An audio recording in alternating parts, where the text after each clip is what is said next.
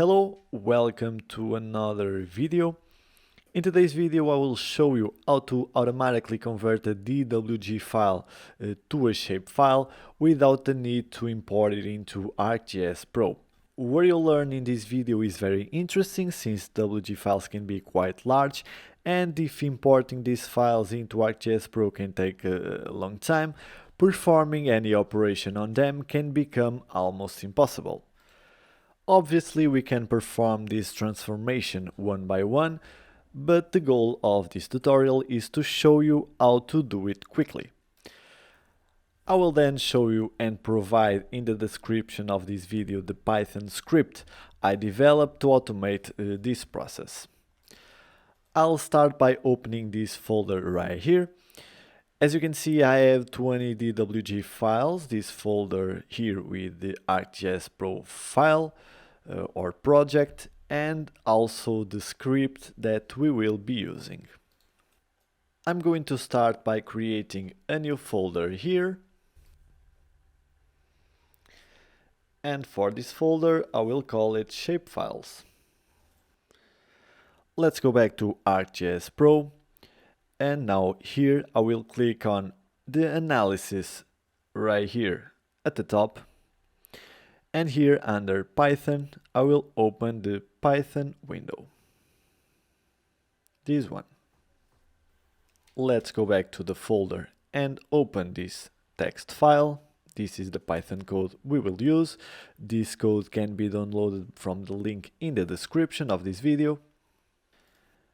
And now I will simply copy the code and paste it into the Python window in ArcGIS Pro.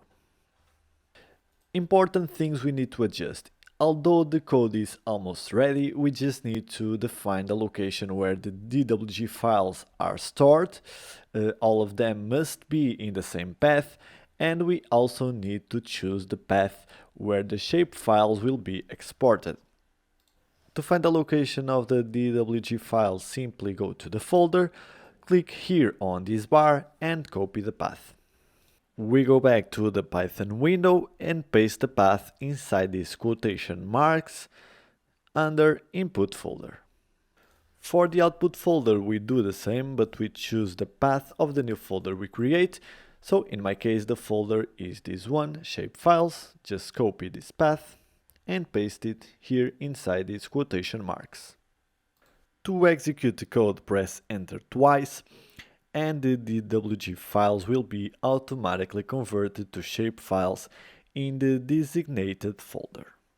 If we open the export folder, we can even see this process happening in real time, as you can see. So first the annotation and the points, the polygons and the polyline, and we can see the number of items increasing second by second.